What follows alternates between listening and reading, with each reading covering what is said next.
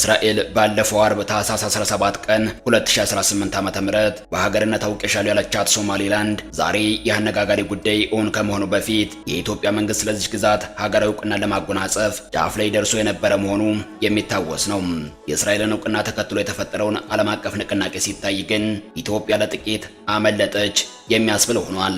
ከሁለት ዓመት በፊት አዲስ አበባ ላይ የተፈረመው የኢትዮ ሶማሊላንድ የመግባቢያ ስምምነት ላይ አንዱ የስምምነቱ አካል የነበረው እውቅና የሚለው ነጥብ እንደሆነም የሚታወስ ነው።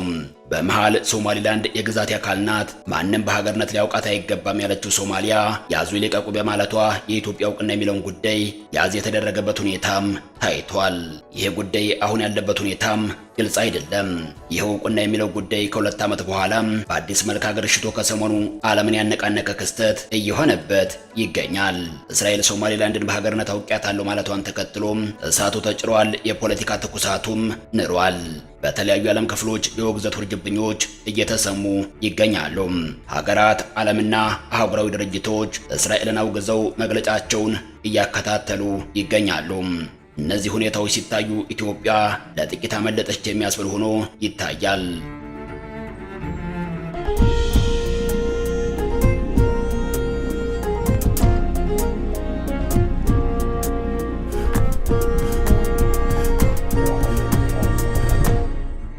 የተባበሩት መንግስታት ድርጅት የጸጥታው ምክር ቤት ከሰዓታት በኋላ አስቸኳይ ስብሰባን ያካሂዳል። የአፍሪካ ህብረት፣ የአውሮፓ ህብረት፣ ኦርጋናይዜሽን ኦፍ ኢስላሚክ ኮኦፕሬሽን፣ ኢጋድ፣ ሞሪሼስ፣ ጅቡቲ፣ ጋምቢያ፣ ኢራን፣ ኢራቅ፣ ናይጄሪያ፣ ኦማን፣ ፓኪስታን፣ የመን፣ ኳታር፣ ሳውዲ አረቢያ፣ ግብጽ፣ ቱርክ፣ አልጄሪያ፣ ሞሪሼስ፣ ጅቡቲ፣ ጋምቢያ፣ የመን፣ ኳታር፣ ሳውዲ አረቢያ እና ሌሎች ሀገራት ድጋፋቸውን ለሶማሊያ በመስጠት እስራኤልን አጥብቀው አውግዘዋል።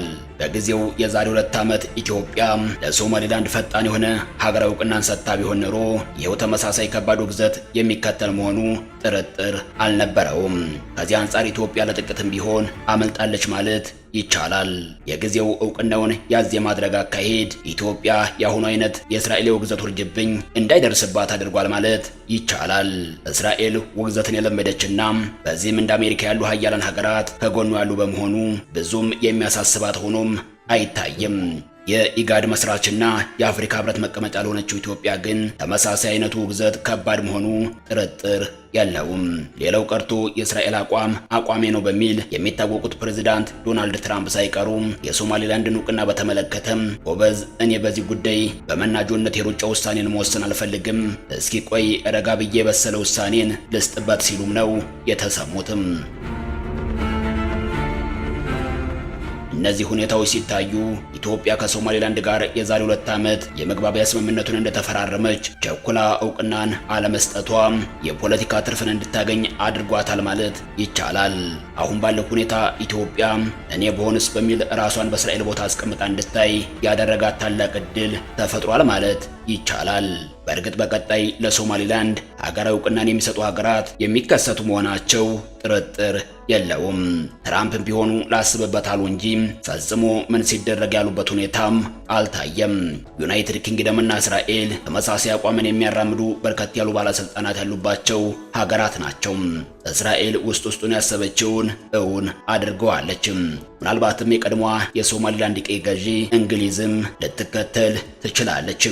አሁን ባለው ሁኔታ ሶማሊላንድ በአሜሪካ በኩል ሀገራዊ እውቅናን እንድትጎናጸፍ ለማድረግ የሶማሊላንድ ባለስልጣን አለ ያሉትን ገጸ በረከት በሙሉ ለአሜሪካ ለማቅረብ ሲማጸኑም ከርመዋል። ይህችኛዋ አቅርቦት ውስጡን ሲሰራባት የቆየች ናትም። ትራምፕ ገንዘብ ወዳጅ መሪ ናቸው። ለትራምፕ ፖለቲካ ማለት ገንዘብ ነው። ሁሉንም ነገር የሚተረጉሙት ገንዘብ በሚባለው መዝገበ ቃላቸው ብቻ ነው። እናም ትራምፕ ለሶማሊላንድ ሀገራዊ እውቅናን ለመስጠት ቆይ ትንሽ ላጥነው ቁጭ ብዬም ልምከርበት ሲሉ፣ በሌላ አነጋገራቸው ለሶማሊላንድ ሀገራዊ እውቅናን በመስጠቴ አሜሪካ ምን ጥቅም ታገኛለች ብለው መሆኑ ጥርጥር የለውም። ይህም በመሆኑ የሶማሊላንድ ባለስልጣናት ለዚህ እውቅና ሲባል ለትራምፕ አስተዳደር ሶማሊላንድ አላት ያሉትን ገጸ በረከት ሁሉ ማቅረብ ግድ የሚላቸው ይሆናል። እስራኤል አሁን የደረሰችበት ውሳኔ ላይ ለመድረስ እንደዚሁ በግብታዊነት የደረሰች ሆኖ አይታይም። ውስጡን ብዙ ተሰርቶበታል። ቆየት ያለና ጊዜም የወሰደበት መሆኑም ጥርጥር የለውም። አሁን ቀሪው ዓለም እንዴት በማለት እየጠየቀ ያለው ውጤቱን ተከትሎ ነው። ከውጤቱ በፊት ሂደቱ ግን በሚስጥር የተያዘ መሆኑ ግልጽ ነው። ሁሉም ነገር ዱብዳ ሆኗል። ሶማሊያ ደንግጣለች፣ በሌላ አቅጣጫ ደግሞ ሶማሊላንድ ፈንድቃለችም። በአንድ ተመሳሳይ ክስተት የለቅሶና የሰርግ ፌስታ ድንኳን ተጥለዋል።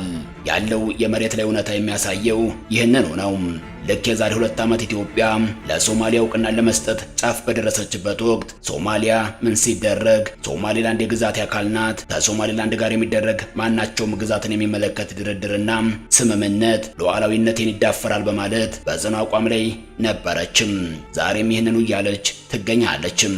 በዚህ መሃልም የሶማሊያን አንድነት እደግፋለሁ፣ የኢትዮጵያን በቀይ ባህር በኩል ለመውጣት የሚደረገውን እንቅስቃሴ አጥብቄ እቃወማለሁ ስትል የከረመችው ግብጽም በዚያው ሰሞን የሶማሊያን ፕሬዝዳንት ካይሮ ድረስ በመጥራት ይህንኑ አቋሟን በግልጽ ያሳወቀችበት ሁኔታም ታይቷል።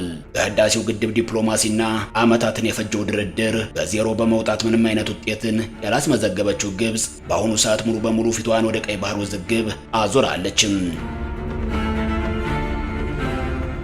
በዚህም ግብጽ ከጅቡቲ እስከ ኤርትራና ሶማሊያ ድረስ ለማስተባበር ከፍተኛ ጥረቶችን ስታደርግም ቆይታለችም። የሶማሊያ ግብጽና ኤርትራ ቀጠናዊ ህብረት እንዲፈጠር ግብጽ ጥረት ስታደርግ የከረመች መሆኑ የሚታወስ ነው። በዚህ መሃል ግን ኢትዮጵያ ለሶማሊላንድ እውቅና ሰጥበታል ያለችውን የዛሬ 2 ዓመቱን የአዲስ አበባውን የኢትዮ ሶማሊላንድ የመግባቢያ ስምምነት መንግስት ወደፊት ሳይገባበት ያዝ ማድረጉ ከፍ ያለ ዲፕሎማሲያዊ ጥቅምን ያስገኘ ሆኖ ታይቷል። ኢትዮጵያ በጊዜው ለሶማሊላንድ ፈጥና እውቅና ሰጥታ ቢሆን ኖሮ አሁን እስራኤል የደረሰባት ውግዘት በኢትዮጵያም ላይ ይከተል ነበርም። ይህ ማለት ደግሞ ለግብጽ ሰርግና ምላሽ የሆነም ፖለቲካ መሆኑ ጥርጥር አልነበረውም። ነገር ግን የግብጽ ሴራ መሃል ላይ ከሸፈም። በጊዜው ሶማሊያ ከኢትዮጵያ ጋር ከባድ በሚባል የፖለቲካ ኩርፊያ ውስጥ የገባችበት ሁኔታ ታይቷል። ይህ የፖለቲካ ኩርፊያም ለ1 ዓመት ያክል የዘለቀና ብዙ የዲፕሎማሲ ውጣ ውረዶች የታዩበትም ነበርም። ግብጽ ከሰሜን አፍሪካ እስከ አፍሪካው ቀንድ ተሰባ የገባችባቸውም ይህንኑ የጊዜውን የኢትዮ ሶማሊያ በሰበብነት በመጠቀም ነበርም። ሆኖም በመሃል የተፈጠረው ክስተት የካይሮን ወሽመጥ ቆረጠው። የካይሮን ወሽመጥ የቆረጠው ደግሞ የቱርኩ ፕሬዝዳንት ረሲብ ጣይብ ኤርዶጋን ናቸው። ቱርክ በሶማሊያ ምድር ጥብቅ የሆነ የቆየ ጥቅም አላት። ጥቅሙ ኢኮኖሚያዊና ወታደራዊ ጭምር ነው። ኢኮኖሚያዊ ጥቅሙ በህንድ ውቅያኖስ ዳርቻ ያለውን የሶማሊያን የአሳ ሀብት ከማጋዝ ጀምሮ እስከ ነዳጅ ፍለጋ ድረስ የዘለቀ ነው። ከዚህ ውጭም ቱርክ በሶማሊያ የባህር ዳርቻ ግዙፍ ወታደራዊ ቤዝን እየገነባችም ትገኛለችም። ይህም በመሆኑ ቱርክ በሶማሊያ ባሏት እንቅስቃሴዎች አንዳች ነገር ኮሽ እንዲል አትፈልግም። እናም ከዚህ ብሔራዊ ጥቅሟን በመነሳት በጊዜው ኢትዮጵያንና ሶማሊያን ለማስታረቅና ቀጠናዊ ውጥረትን ለማርገብ ደፋ ቀና ስትልም ከርማለችም። በዚህ መሃል ደግሞ ውጥረቱ እንዲቀጥል የምትፈልገው ግብጽም በጎን አለሁ በማለትም ላይ ነበረችም። በኢትዮ ሶማሊያ እንዲሁም የራሷን የግርግር ፖለቲካን መስራት ትፈልግ የነበረችው ግብጽ ወቅቱ የሶማሊያው ፕሬዝዳንት ሐሰን ሼህ መሐመድን ካይሮና አስመራ ድረስ በመጥራት ጦሩን እንዲያከሩ ስታግባባ ቆይታም ነበርም። ሆኖም የቱርክ አንካራ ሶማሊያንና ኢትዮጵያን የማግባባቱ ጉዳይ ሚዛን በመድፋቱ ሁለቱ ሀገራት ሰላም አወረዱም። የኢትዮጵያ መንግስትም ሶማሊላንድን እንደ ሀገር አውቅበታለሁ ያለውን የአዲስ አበባውን የኢትዮ ሶማሊያ የመግባቢያ ስምምነት እንዲህም እንዲያም ሳይል ዝም ብሎ በይደር የያዘበት ሁኔታ ተፈጠረ። በዚህ ወቅት የካይሮ ባለስልጣናት ክፉኛም ተበሳጩ። በጊዜው የግብጽ የፖለቲካ ሂሳብ የነበረው ኢትዮጵያ ሶማሊላንድን ሀገር ነሽ ብላ ታውቃለች። ከዚያም ይህንን እውቅና ተከትሎም ዓለም ኢትዮጵያ ላይ የውግዘት ውርጅብኙን ያወርዳል፣ ኢትዮጵያም ከቀሪው ዓለም ትገለላለች የሚል ነበር። በዚህ ሂደት ውስጥም ኢትዮጵያና ሶማሊያ ወደ ጦርነት ሊገቡ ይችላሉ። አጋጣሚውንም በመጠቀም እኔ እደረባለሁ የሚል የካይሮ የሴራ ፖለቲካም ተሰርቶም ነበር። ይህንንም የሴራ ፖለቲካም ወደ ተግባር ለማስገባት ግብጽ በ3 መርከብ መሳሪያን በመጫን ወደ ሶማሊያ እስከ ማስገባትም ደርሳ የነበረ መሆኑም የሚታወስ ነው። ሁሉም የየራሱን ጥቅም አስልቶ የሚራመድባት ዓለም በመሆኗ ቱርክ እንደዚህ አይነቱን የግብጽን አካሄድ ፈጽሞ አልወደደችውም። ቱርክ ሶማሊያን የራሷ በማድረግ የራሷን ወታደራዊና ፖለቲካዊ ጥቅሞችን ማስጠበቅ የምትፈልግ ሀገር በመሆኗ የኢትዮ ሶማሊያን ውጥረት በማርገብ ግብጽን ገለል ማድረግ ፈለገችም። ግብጽ በጊዜው አጋጣሚውን በመጠቀም የሶማሌውን ፕሬዝዳንት ሐሰን ሼክ መሐመድን ከካይሮ አልፎ አስመራ ድረስ በመጥራት ከኤርትራ ጋር እንዲወዳጁ የማድረግ የፖለቲካ ሴራ ውስጥ ነበረችም። በዚህም አልሲሲ ለመጀመሪያ ጊዜ አስመራ መርተውና የሶማሌውን ፕሬዝዳንት ሐሰን ሼክ መሐመድን አስመራ ድረስ በመጥራት ፕሬዝዳንት ኢሳያስን ባካተተ መልኩ ቃል ኪዳን እስከ ማስገባትም ደርሰው እንደነበር የሚታወስ ነው። ይህ የሶስትዮሽ ቃል ኪዳን የግብጽ ጸረ ኢትዮጵያ ቀጠናዊ እንቅስቃሴ አንዱ አካልም ነበር። ሆኖም በመሃል የቱርኩ ፕሬዝዳንት ረሲፕ ጣይብ ኤርዶጋን አልቃ ገብተው አዲስ አበባና ሞቃዲሾ እንዲስማሙ አደረጉም። የአንካራው ስምምነትም ተፈረመ። የኢትዮ ሶማሊያ የአንድ ዓመት የፖለቲካና ወታደራዊ ውጥረትም በዚያው ቅጽበት ረገበ። በሌላ አቅጣጫ ደግሞ በዚሁ የቱርኩ የአንካራው የኢትዮ ሶማሊያ ስምምነት የአስመራውን የግብጽ የኤርትራና የሶማሊያ ጸረ ኢትዮጵያ ቃል ኪዳን አፈረሰም። የሶማሌው ፕሬዝዳንት ሐሰን ሼክ መሐመድም የአስመራና ካይሮ እግራቸውን የሰበሰቡበትም ክስተት ተፈጠረ። እንዲሁም ፕሬዝዳንቱ ከዚያ በኋላም እግራ በስተው የታዩበት ወደ 4 ኪሎ ነበር። ነገሩን ወደ እስራኤል እንመልሰው። እስራኤል ለሶማሌላንድ እውቅናን በመስጠት በግብጽ ወደ አፍሪካው ቀንድ ጂኦፖለቲካ የገባች መሆኗን አሳይታለች። ይህ እውቅና እንዲሁ በእውቅና ብቻ ተገድቦ የሚቆይ ብቻ ሳይሆን ሌሎች የሚከተሉትም ሂደቶች ይኖሩታል። ምናልባትም እስራኤል በሶማሌላንድ የቀይ ባህር ዳርቻ ወታደራዊ ቤዝንም ልትተክልም ትችላለች። ከዚህ በፊት መሰል ተባራሪ መረጃዎች ሲወጡ ቆይተዋል። አሁን ባለው ሁኔታ ግን እውነቱን የሚያመለክት መረጃ እውን እየሆነ ይመስላል። እስራኤል በሶማሌላንድ ባህር ዳርቻ ወታደራዊ ቤዝን ለማቋቋም ስታስብ በትንሹ 3 ኃይሎችን ለመመከት በማሰብ ነው። አንደኛዋ ኢራን ስትሆን ሌላኛዋ ደግሞ ቱርክ ናትም። በሶስተኛ ደረጃ ያለችው ወደ ሶማሊያ ገባል ያለችው ግብጽ ናትም። የኢራን እስራኤል ባላንጣነት ዝርዝር ማብራሪያ የሚያስፈልገው አይደለም። ኢራን የፐርሺያ ምድር ወደ ቀይ ባህር የማስፋፋት ፍላጎት አላትም። ኢራን ከሶማሌላንድ አለፍ ብሎ ባለው ቀጭን የቀይ ባህር ወሽመጥ የየመን ሁቲዎችን ሚሳኤል እስከ ማስታጠቅም ደርሳለችም። የየመን ሁቲዎችም በኢራን ሚሳኤሎች እስራኤልን ደጋግመው የመቱበት ሁኔታም ታይቷል።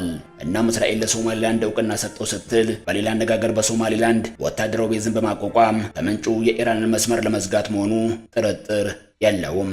ሁሉም ነገር ሰጥቶ መቀበል ነው። እስራኤል ለሶማሌላንድ እውቅና ሰጠች መባሉን ተከትሎ ኢራን በጥብቅ የውግዘት ቃሏን ያሰማችበት ሁኔታም ታይቷል። በሌላ አቅጣጫ ደግሞ በሶማሊያ ወታደራዊ ቤዝን ያቋቋመችው ቱርክን ብትሆን የእስራኤል ዋነኛ ባላንጣ መሆኗ የታወቀ ነው። ከፍልስጤም ጋዛ ጋር በተያያዘም ቱርክ ከእስራኤል ጋር ያላትን ግንኙነት አቋርጣለች። ሁለቱም ሀገራት ሁልጊዜም ፍጥጫ ላይ ናቸው። አሁን ደግሞ ቱርክ በሶማሊያ እስራኤል በሶማሊላንድ ጎን ለጎን ሊገናኙ ነው። የሁልጊዜም የእስራኤል ባላንጣ የሆነችው ግብጽም ብትሆን በሰላም አስከባሪ ስም ጦሬን ወደ ሶማሊያ አስገባለሁ እያለች ትገኛለች። እስካሁን ባለው ሁኔታ ግብጽ አንድም ጦርን ወደ ሶማሊያ ምድር አላስገባችም። ግብጽ በአፍሪካ ህብረት የሶማሊያ ድጋፍና ማረጋጋት ተልዕኮ ውስጥ የሚሳተፉት 5000 ወታደሮችን ለማውጣት ቃል መግባቷ ይታወሳል። ይህ ሁሉ የግብጽ ሩጫ ኢትዮጵያን ታሳቢ በማድረግ ነው። ግብጽ ከዚህ ተልዕኮ ሌላ ተጨማሪ 5000 ወታደሮችን በሶማሊያ ለማሰማራት አቅዳለች። ግብጽ በሶማሊያም ሆነ በኤርትራና በጅቡቲ በኩል እየሞከረች ያለችው ኢትዮጵያን ለማስጨነቅና ድክመቷን ለመጠቀም እንደሆነም ኢትዮጵያ ከአረቡ ዓለም ጋር ባላት ግንኙነት ዙሪያ በርካታ ጥናቶችን በማድረግ የሚታወቁት ፕሮፌሰር አደም ካሚል ከኢትዮጵያ ኢንሳይደር ጋር ባደረጉት ቆይታም ተናግረዋል። የእስራኤል ወደ አፍሪካ ቀንድ መምጣት ሀገሪቱ ኢኮኖሚያዊ፣ ፖለቲካዊና ሌሎች ፍላጎቶቿን ማሳኪያ መንገድ የምታገኝበት እንደሆነ የገለጹት ፕሮፌሰሩ ይህ የአሁኑ የእስራኤል ወደ አፍሪካው ቀንድ መግባት ለግብጽ ትልቅ ኪሳራ እንደሆነም ተናግረዋል። እስራኤል ለሶማሊላንድ እውቅና መስጠቷም ለግብጽ ትልቅ የዲፕሎማሲና ፖለቲካዊ ክስረት ነው የሚሉት ፕሮፌሰር አደም ግብጾችንን መቀበል እንደሚቸገሩም አክለዋል።